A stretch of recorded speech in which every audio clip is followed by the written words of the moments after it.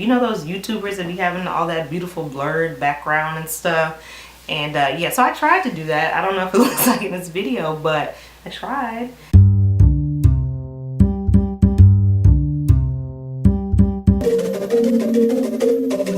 Hey, I'm Sade, founder of approachingzena.com, and I'm here to share a beautiful thing with you. So let me introduce myself first. So I am a former Type A personality in recovery, a former planner nerd, and former president of the Doing Too Much Club. In this new year, for some reason, I have transformed out of that mindset of perfection. I had a mindset of perfection, but what I've come to realize now that done is better than perfect, and I want to aim for excellence but not perfection. Because first of all, perfection is not possible, right? So what is minimalism? I love this intro from the minimalistic.com website. They are two guys that have documented their journey of minimalism. They have a pretty cool book that I actually want to read in this year. So it's quite simple. To be a minimalist, you must live with less than 100 things. You can't own a car or a home or a television. You can't have a career. You must live in exotic, hard to pronounce places all over the world. You must start a blog. You can have children. And you must be a young white male from a privileged background. So obviously this is a joke, right? This is not what minimalist is, but I love the way they started because they started with all the myths and misconceptions that people often think when they think about a minimalist.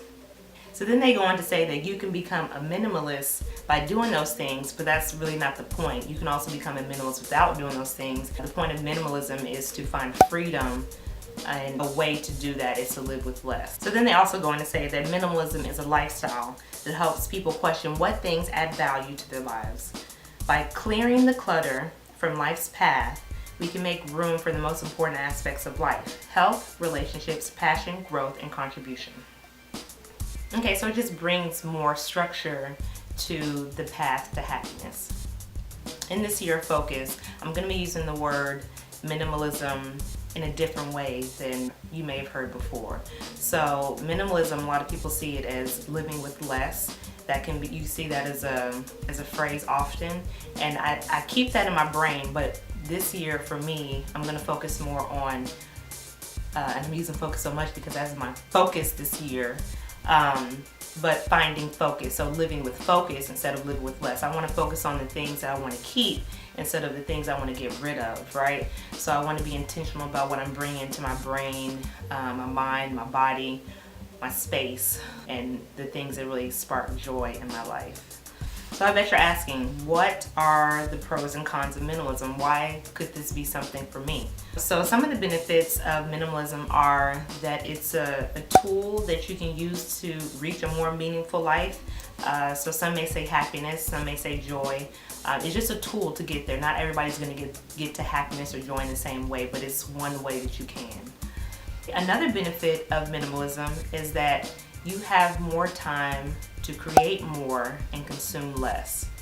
So without all the extra things that are clouding your space and getting into your schedule and getting into your psyche, you have more time to create. And me as a creative, that's something that I find very useful. And if you are also a creative or someone who has something they want to focus on or make more time for, then this could be a great tool for you, is to start decluttering and get rid of things so you can make time for the things that you find important. Another benefit, and it's not the last, but it's a very important one, is to find more freedom. If you're clearing out your mind and space with things that are getting in your way of the things that you want to do, there's a lot of freedom in that. So it is very beneficial to use minimalism as a tool to do that.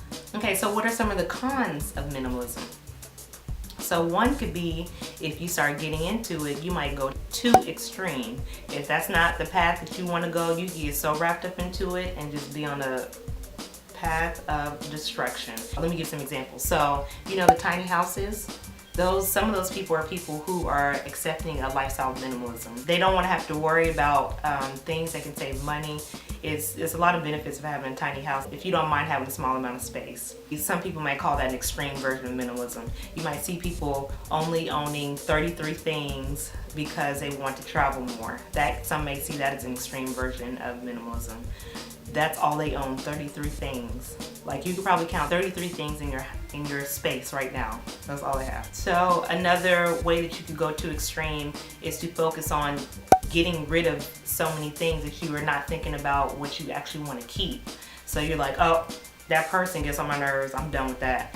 Or this, I didn't even use this that much, I'm getting rid of this. And then afterwards you could actually have some regret of getting rid of things that you maybe should have kept, but you were just on a path of decluttering so quickly that that could be where you end up. Another con, and another way you could go too extreme with minimalism, is that you could not buy anything because you don't want to bring clutter or the idea of clutter into your home. This would be detrimental if you're saying in this minimalist box and you're not really thinking about what the thing is that you really want. If something like a vase, or I don't know, like a picture frame really brings you joy, you see it and it makes you really happy, then you should bring it to your home. Just because you're a minimalist, if you're going to start accepting this lifestyle, doesn't mean that you should not get it because you don't want to have that many things in your house. That is something that, to me, that could be a con of starting in a minimalist lifestyle.